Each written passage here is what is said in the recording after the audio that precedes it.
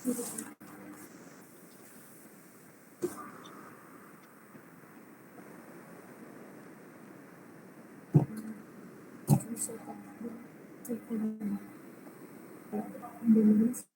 sir. Yeah. Tell me. Yes, sir. So, am I audible to you? Yeah, loud and clear. Perfectly. Go ahead. Okay, sir. So, a very good morning, sir. Good morning, ma'am. Good morning, sir.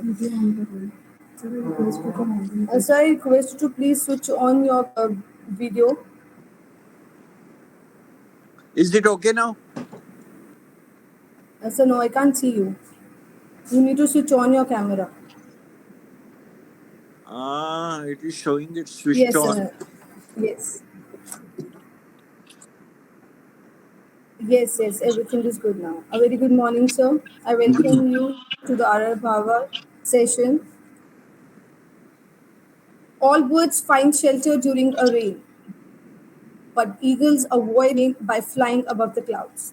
A very good morning to all those who are watching me right now. This is Pramiti Khosla, and I welcome you all to another session of Rubin.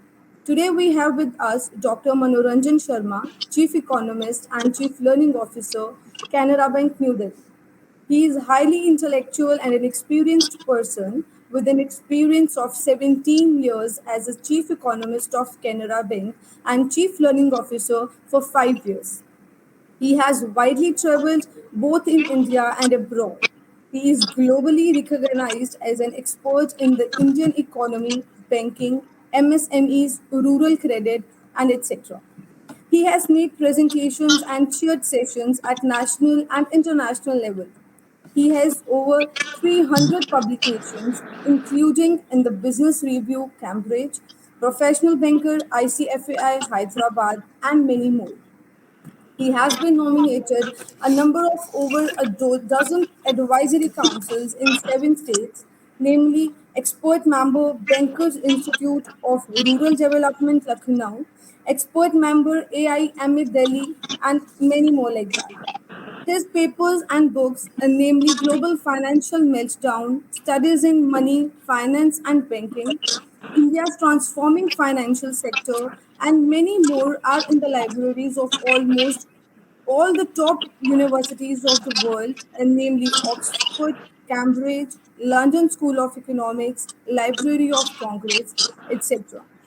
He has been on a large number of selection panels of Canara Bank, Bank of India, Vijay Patel School of Management. He has been awarded for BML Munjal Award and JS Juneja Award. Adding further, his views have been repeatedly cited in the Association Press, Wall Street Journal, New Delhi, International Herald Tribune, New York. His papers have repeatedly been globally accepted, namely Global Finance Conference, Las Vegas, USA, April 2004, Global Business and Economic Research Conference, Istanbul, Turkey, April 2005, and many more like that. And I really feel privileged and delighted, sir, that I got an opportunity to welcome you, the person of highly profound knowledge and experience, to today's postcard, Ruben. So I welcome you on the behalf of Farar Baba to today's session of Rubaru. And thank you, ma'am. I'd like to make a small correction. You gave some biographical details, but I'm no longer with Canara Bank. I superannuated from Canara Bank about 2 years back, and now I'm the chief economist of Infomerics Ratings, which is a leading rating company in the country. Thank you. Okay, sir. Okay, sir. Okay, sir. So now, the first of all, I am going to ask you the question that how you feel, sir, when you look back to your journey, and who is the force, or I can say inspiration, behind this legendary successful man. Thank you very much, ma'am. You've been very kind. I think I have worked in diverse organizations. I have, for some time, I was with the University of Lucknow, National Bank for Culture and Rural Development, a small industrial development bank of India, said be Canara Bank, and then with a rating company called Informatics Rating. So it has been a long and challenging career. Obviously, some success, some not so successes. But then, if I look back on a career spanning about 4 decades, I would say one of the most powerful influences on me was that of my father, who was an eminent academician who did his PhD from the University of Edinburgh way back in 1966 in the area of linguistics, which was at that time considered something like a rocket science. Still, it's considered to be quite a um, different subject. Apart from that, I think in my family we have been lucky, we have been blessed that I think in my immediate family we have about 12, 14 people at the top of their profession in diverse fields such as physics, microbiology, sociology, almost everything under the sun. So I think this interest I have kept up in academics. Academics has been my first love, and so I think I have been pursuing the goal of academic excellence in a modest way, in a small way, all through my career. Okay, sir. So the next question is that you are widely traveled, as you have traveled in India, abroad. So, what are your most wonderful and I would say memorable moments of your life? Would you like to share any of them? Well, yes. In NABARD, I was mainly in the inspection department, and as you may be aware, in terms of Section 35 of the Banking Regulation Act, um, NABARD has the powers to inspect cooperative banks and regional rural banks. I had the privilege of inspecting banks, commercial banks, district cooperative, central cooperative banks, and regional rural banks in 7 states such as Punjab, Haryana, Himachal, Uttar Pradesh, Uttarakhand, Bihar, and Jharkhand. Apart from that, I also had an occasion to travel abroad to various countries, United Arab Emirates, uh, US, UK, and some more. So, what I find is that uh, the perception of India has changed considerably in the last 10, 15 years. If you look things in a proper historical and comparative perspective, maybe not too so long ago, about 20 years back, India was considered to be a land of elephants, a land of snake charmers. But for last 20 years, the entire perception, the way India is looked at in great esteem, we prior to the COVID pandemic, for last 20, 25 years, India had emerged as a major growth driver of the global Yes, sir. economy. And if you look at some of the established reports about 20 years back, BRICS report, which was done by a famous US national Dominic Wilson, an Indian lady called Rupa Purushottam. They worked for the Goldman Sachs and brought out the so-called BRICS report. Brazil, Russia, India, China. That was sometime, I think, towards the end of 2003. So they postulated that the high growth in India that is here to stay will continue towards up to 2040, 2045, 2050. They brought in focus. For the first time, the concept of what has become the buzzword for last 40 years, the concept of a demographic dividend. We are a young population, and then this gives a lot of humongous potentiality for us. But I think I would like to draw some areas of attention to some areas of concern also, which was also highlighted towards the end of the BRICS report. But perhaps there is sometimes a tendency to gloss over those aspects. When the BRICS report and subsequently all of us are agreed that the issue of demographic dividend places India in a strong, even unassailable position. But to realize the full fruits of the benefits of this demographic dividend, we have to address the issues of health, employment, and education. So, to my mind, these are three critical areas. Going forward, the future is bright. The best is yet to be, as one of the very famous English poets put it in the Indian context. So I'm sure good days are ahead. It's a period of sustained growth, structural transformation, modernization. We are going to see these aspects play out in a much greater manner in the years and days ahead. But however, we must fully address and effectively address the issues of health, education, and employment. Thank you, sir. And another question that I have for you is that as bankers, they have a very hectic schedule. They're very busy with their times and everything. So, how did you manage to make a task list of your day, and how did you like try to achieve this? How did you manage to do all the things? Ma'am, let me start with a caveat. Let me start with a rider. I was in the banking industry, but for about my innings in Canara Bank, uh, uh, I was something, I represented something of like the point of convergence between academics and banking. I was not in a typical banking function, such as if you look at the Banking Regulation Act, if you look at the functions of working empirical evidence, then in terms of the Banking Regulation Act, a banking entity is defined as accepting deposits for the purpose of lending. So, deposits and lending, loans and advances have to be the Yes. bread and butter of the banking system in India, as I suppose anywhere else in all parts of the country. But I was more involved, closely involved in providing policy inputs, in shaping the right kind of policies, in providing monitoring tools, evaluating the performance of the bank, of the banking industry, of various regions, we call them circles, effecting mid-course correction so that Canara Bank emerges much stronger in the days ahead. I'm happy to say that, as in almost all, some of our strategies, some of the policy initiatives put in place, most of them were successful, some not so successful. I think this applies to all spheres of life. But then Yes.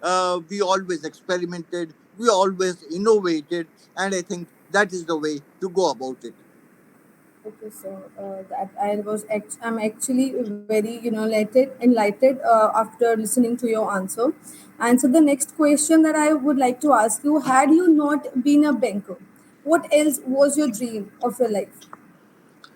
Well, as I said, I have a strong academic family background, and then Yes. academics was my first love. It continues to be a love. So, being young students, you understand the significance of first love. So, most probably, I would have ended up in academics, but my mother was insistent that since we have so many people in academics, I think I Okay. should branch out to some other areas, and this is the reason I went into banking sector. But I think if I had not joined the banking system, I would have certainly gone in academics. Okay, so good. So as the next question for you is that we are moving towards the privatization and merger of banks with the development of corporate culture. So, what is your opinion on this? Merger of banks. Yes, and privatization as well. Okay, the issue of merger of banks, the issue of privatization has been in public domain for quite some time. Now, in case of mergers, if you look at place things in a proper setting, you will find that this is not something which is unique to India. The process of merger has worked in different parts of the world. But if you look at the evidence of success or otherwise of mergers in a global sense, what you find is that some mergers have been very successful. They achieved the objectives with which the merger was effected. In some cases, they were not very successful. So I think I've been writing about this for last 2 decades, that the issue of merger is very important. It adds size, muscle to the Indian banking system, particularly to the commercial banking system. If you look at the position, very few of the Indian top banks, SBI, Punjab National Bank, Bank of Baroda, or Canara Bank, figured in the pecking order of the international banks, and we had a very important publications every year. I think it's published in July, called the Banker, published from London. So it was a matter of some regret. But merger is only a means to an end. It should lead to greater customer convenience. It should lead to a size and the business of the bank. But more importantly, it should lead in greater efficiencies, greater productivity. So there are issues in HR compatibility. There are issues of technological platform, and there are so many other issues. So prior to a merger, what I've been stressing, I think in this round of mergers, most of the which happened in India, most of these issues were addressed. Was that a lot of spade work, a lot of due diligence has to be carried prior to the merger. Otherwise, these mergers may not fully achieve the aims with which the merger was effected. I think there's a very popular saying in the British context, maybe goes back about 1,000 years, but it's a very powerful analogy which may be applicable to the Indian. If we marry in haste, you repent at leisure. So before marriage, you have to do the full due consolidation of banks. Merger of banks is in several ways something like a marriage of persons. So a lot of spade work, lot of due diligence, ensuring that things are on the right platform, things are compatible in terms of HR, in terms of technology, in terms of business complementary. So if these things are fully addressed, I think mergers can be a great success. Thank you. So, what do you have to say about the privatization? Uh, Is well, it going to be uh, uh, good? uh, yes.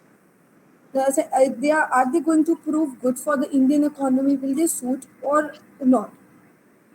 Uh, well, there are two, three aspects of privatization. One is that the privatization of banks leads to greater efficiencies, leads to greater productivity.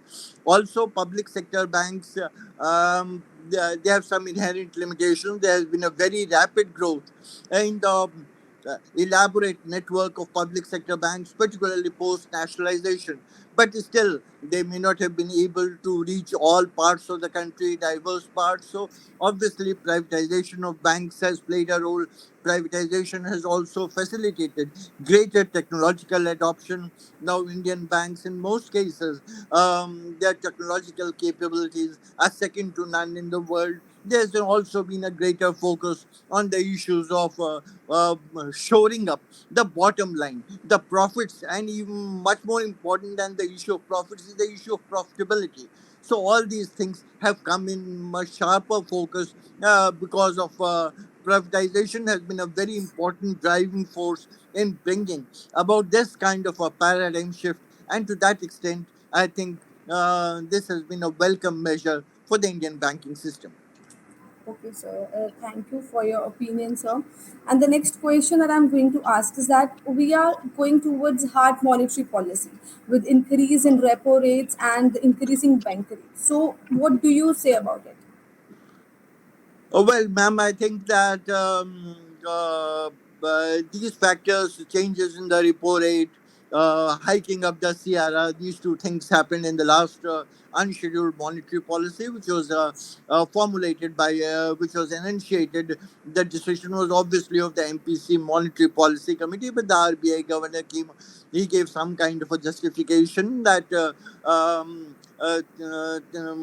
as things were unfolding, if you view things in a proper macroeconomic setting, what you find is that the issue of inflation, there are several benchmarks, there are usually six accepted benchmarks of inflation in the country, but the two widely used benchmarks, measures of inflation are the CPI, and which is also popularly called the retail inflation, and the WPI inflation, wholesale price index. So, for purposes of a formulation of the monetary policy for last 10, 12 years, the RBI has been using the concept of what they call retail inflation or CPI inflation.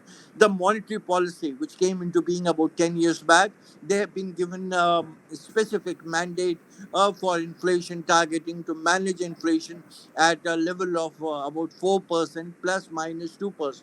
But if you look at the present scenario, obviously the CPI inflation has been consistently breaching the 6% level for quite some time, and the WPI inflation has been in the region of about 10, double digit for 10.5, 10.4 for quite some time.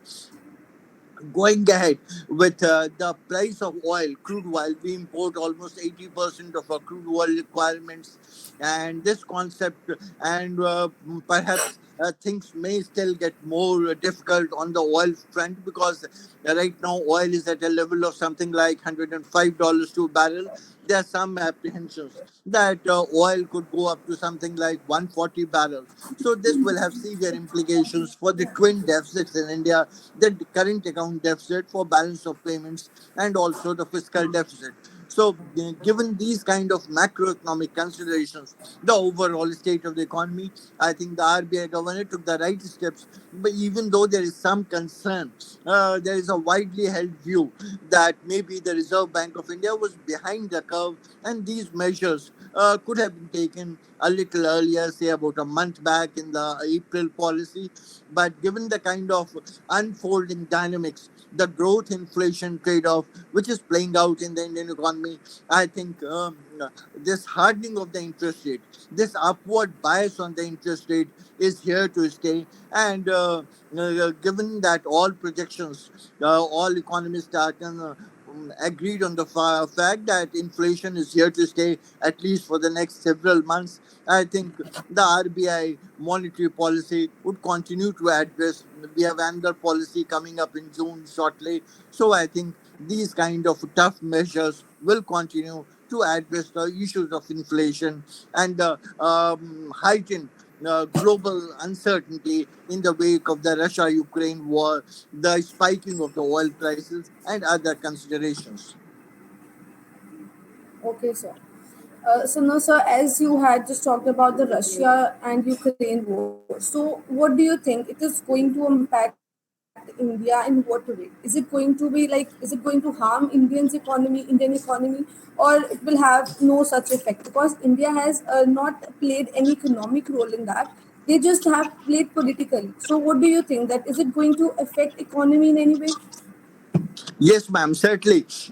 If we look at things in a superficial manner, I would say that our trade with Ukraine was not much in terms of a Yes. percentage of India's volume of trade. Russia is a major oil producer and exporter, but our imports from Russia on oil were not so significant. But what I'd like to stress is that no country is an island. There are a lot of interdependencies and interlinkages between different economies. There are about, if you look at the IMF World Bank data set, there are roughly about 200 countries in the world, and all these countries have become increasingly interdependent and interlinked in various ways. What we in India have called for thousands of years, perhaps, Vasudhaiv Kutumbakam. The world is a community, and possibly this is much true than at any time in the past. So, because of interdependencies and interlinkages, there are various aspects. Financial flows, exports, the transmission of growth impulses, inflation, all these things are in the ultimate analysis interlinked and interdependent. So, obviously, the Indian economy will take a hit most profoundly through this oil route and so many other channels of transmission. Okay, sir. So now, so the very next question is also somehow related to this, because as we have seen, what is happening in Sri Lanka, all that welfare programs and especially that transfer payments, they were the saviors of Western world. But right now, I think that as Sri Lanka has faced, uh, do it will affect India the same way, because India is also somehow moving on those policies of welfare programs and all that. Is it going to further affect Indian economy? Well, I think Sri Lanka is if you look at things at a global scale, Sri Lanka is a small economy, but there are certainly important lessons for us. The Sri Lankan economy took a hit for various reasons. One of the primary reasons was that Sri Lanka, over the years, has been heavily dependent on the travel and tourism industry because of the devastating, because of the crippling impact of COVID-19 pandemic. The Sri Lankan economy took a hit. There were also issues of changing the cropping pattern with focus on organic farming. key exports could not pick up. And what you said, welfare economy, sometimes this has also been called in a more derogatory manner as the culture of freebies. So I think the culture of freebies, all of us have to be careful because ultimately, and if you look at things in a proper perspective, you will find that the entire capitalist system, in all its forms and manifestations, is based on the principle of what we call incentivization. People are incentivized to work, Yes. people are incentivized to excel, and their definite rewards. So this provides an important driver for in the pursuit of excellence. Here, if you could things for free, people will lose that incentive to work, to hard, to excel.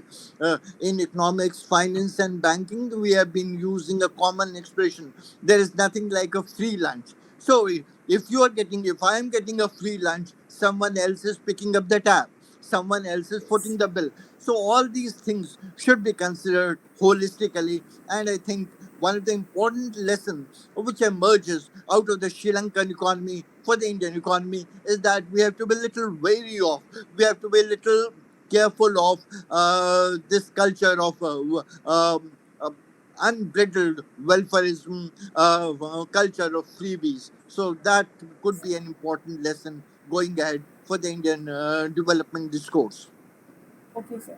So the next question that I'm going to ask you is that, like, with the framing of this new budget, our finance minister has talked about digital currency. Like, he has bit a coin. So, what is the impact of this digital currency on Indian economy? The digital concept of digital currency is still in the Yes. works. There are issues of cryptocurrency, there are issues of CBDC, central bank digital currency. All these issues have increasingly come in public domain. But if you look at the larger picture, if you look at the bigger picture, what you find is that digitization has completely transformed the face of the Indian economy, the face of the banking and the financial sector.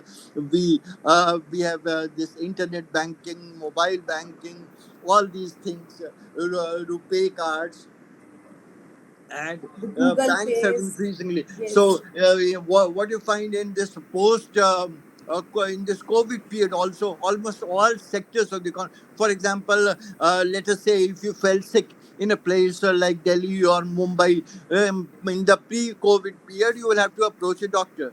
But these kind of new concepts of video calling, these kinds of consultations through video, more greater use of proliferation of the use of WhatsApp, all those things. So I think digitization is here to stay. Digitization is here to go momentum. And obviously, since the Indian banking and the financial sector is a microcosm, is a miniature model of the larger economy, obviously the banking sector will be severely influenced by the factors and forces of digitization which are sweeping the world. Okay. So, I would like to ask you one other question, and that is, a banking a good option for the students of commerce?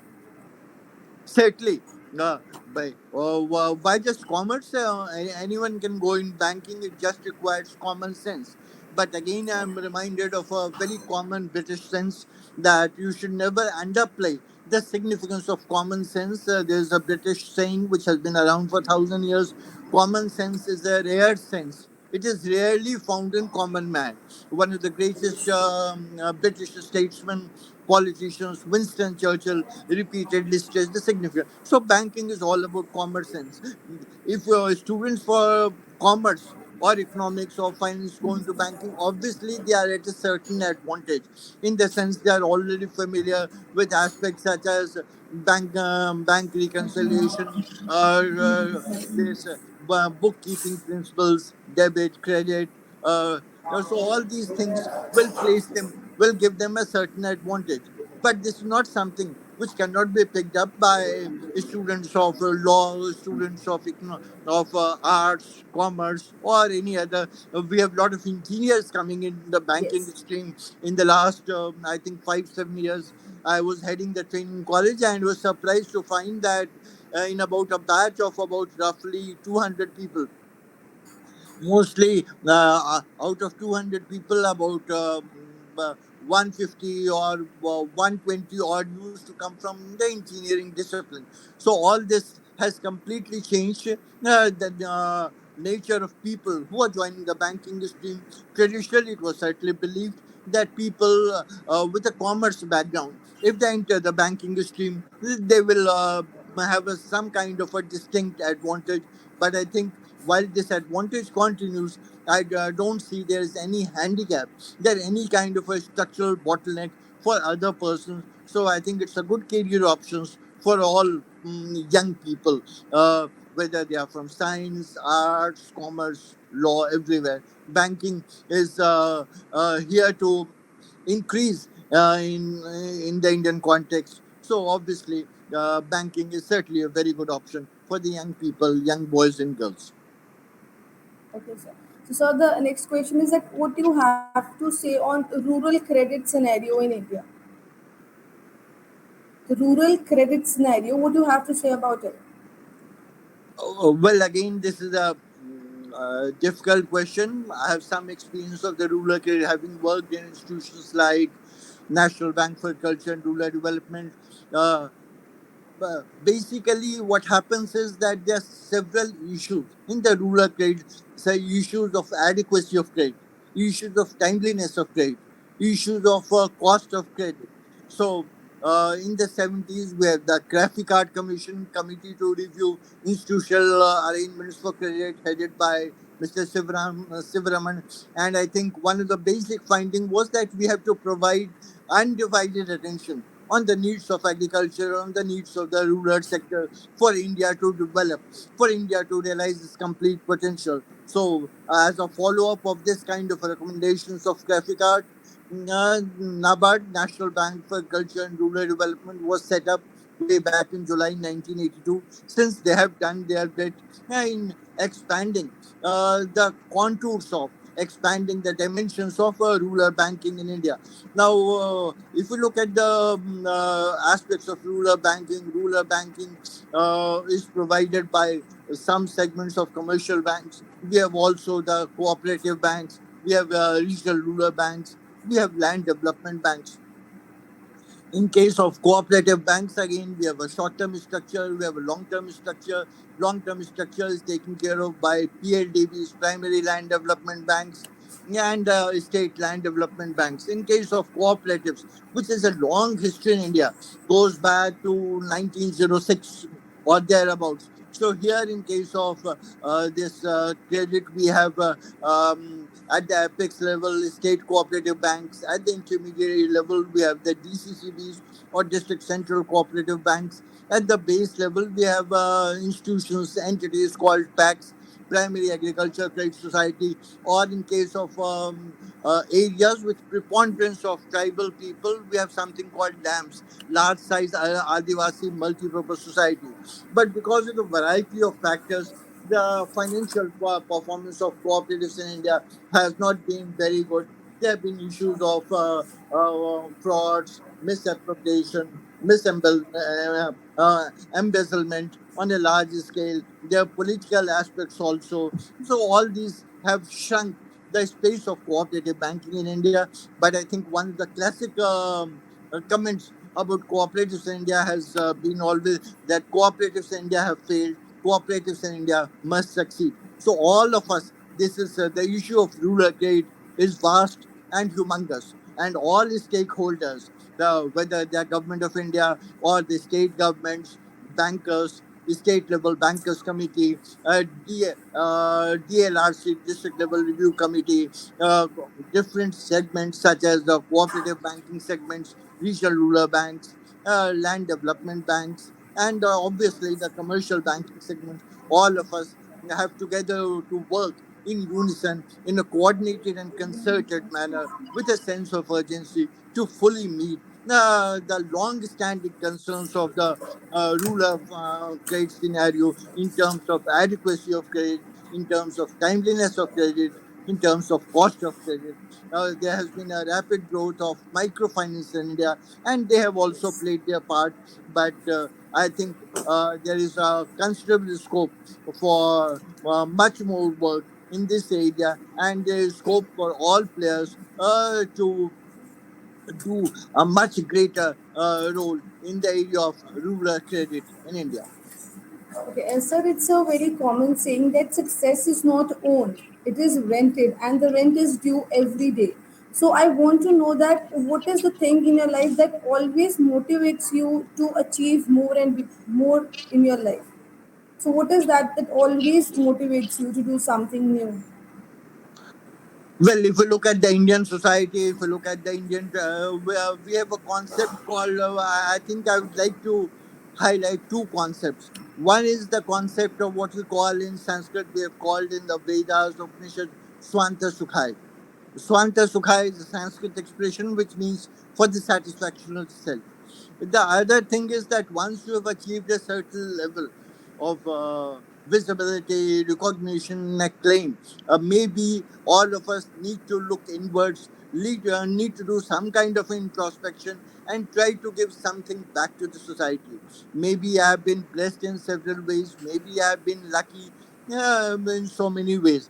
So one of the important driving forces to share my knowledge, information, whatever little I have, with a wide range of students, with a wide, particularly from backgrounds which may not be so privileged, which may not be so advantageous. So, in my own modest way, I go to a large number of educational institutions and then try to share, try to interact with the students, with the faculty members, try to bring up the level of education, the level of information dissemination. Because to my mind, the ultimate growth of a nation depends on the kind of strong educational foundations we are able to imbibe to our students, to even people from the community which is not so privileged, which may not be so advantageous. So I think the basically two concepts, concept of Swanta Sukhai and the concept of giving back to the society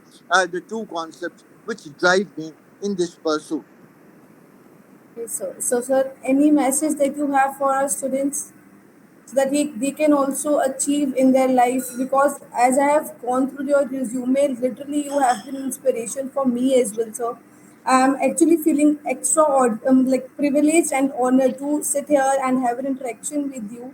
So I would like to know that what message you want to give to me and to all the students of our college. Ma'am, as I said earlier, all of us go through various phases. Sometimes you may be successful, sometimes you may not be may not be so successful. So you should never be disheartened. But to my mind, this never say die attitude. This spirit of perseverance is what will distinguish the winners from the also rans. So you must, as young students, you should never be disappointed. You may be disappointed, but you should never give up because life's battles do not always go to the strongest or the fastest man. But sooner or later, the man who wins is the man who thinks he can. So ultimately, there's no substitute to hard work. There are no you may not always get elevators or escalators to move up, but steps will always take you up. So hard work is the way to go about it. But despite your hard and sustained work, sometimes you may not be fully successful. So I think you should not be dispirited. You should not lose hope. And in this whole task, I think two basic suggestions I have is that you should always try to plan your work. But this is a small part of the story. As I think in one of the famous Hindi films, Shah Rukh Khan's dialogue became very famous. Picture abhi baki hai mere dost. So the Yes. second part of the picture, planning is one part of the work. So that is a small part. The more important part is working of your plan. As Indians, perhaps we are all of us are very good at planning things, but the proof of pudding lies in eating. So ultimately, it's the execution on the ground. It's the working of the plan which will make a difference. Sometimes, while working of the plan, in execution of the plan, you may also be required to do some kind of a mid-course correction. If maybe you would be required to tweak, modify some of your strategies. So I think these are some of the aspects you always should stay positive, be optimistic. So, to my mind, these are some important aspects of teamwork. But you must always, or in all this pursuit of hard and sustained work, in this pursuit of excellence, you should all never be oblivious of the concerns of ethical and moral values. So these are, as younger students, I think you should always be considered. I'm reminded of a very powerful thought of Mahatma Gandhi, the father of the nation, when he said, I think he used to write in that magazine called Harijan, I'm not sure the name, 1930s, the means are as important as the end. So I think your pursuit of excellence, your hard work is important, but you must always adopt the right kind of ethical kind of means to be successful. And I'm sure in this kind of a world where the world is increasingly interlinked, there are immense opportunities for students from all walks of life, all disciplines. And I think uh, the potential is humongous. All of you would be successful. I am reminded of very famous lines of a Hindi poet. If you don't understand, I'll give you a rough English translation. ये चमक अमा के बुझते हैं, सारा आकाश तुम्हारा है. Roughly in English, it could mean that the stars of the sky are fading. The entire sky is yours. So I think this kind of an awareness of the immense potentiality all around us should drive you forward, should guide you to give to always put your best foot forward, to always excel. So this pursuit of excellence, to my mind, is quite important. So these are some things which I would like to share with you. Okay, so sir, thank you that, and you have shown new horizons for all the students, and it has been a really an enlightened process and interaction ruberoo with you. And thank you so much, sir, for sparing your valuable time for us.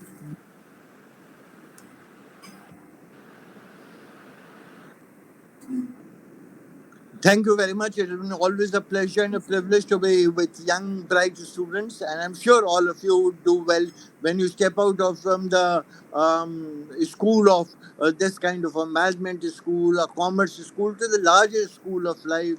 Maybe some of the basic values which have imbibed here, the concepts of hard, sustained work, mid-course correction, a pursuit of excellence. I think focus on ethical and moral values that will always stand you in good stead. My good wishes to all of you in your personal and professional career. May all of you excel. Thank you. Thank you so much, sir.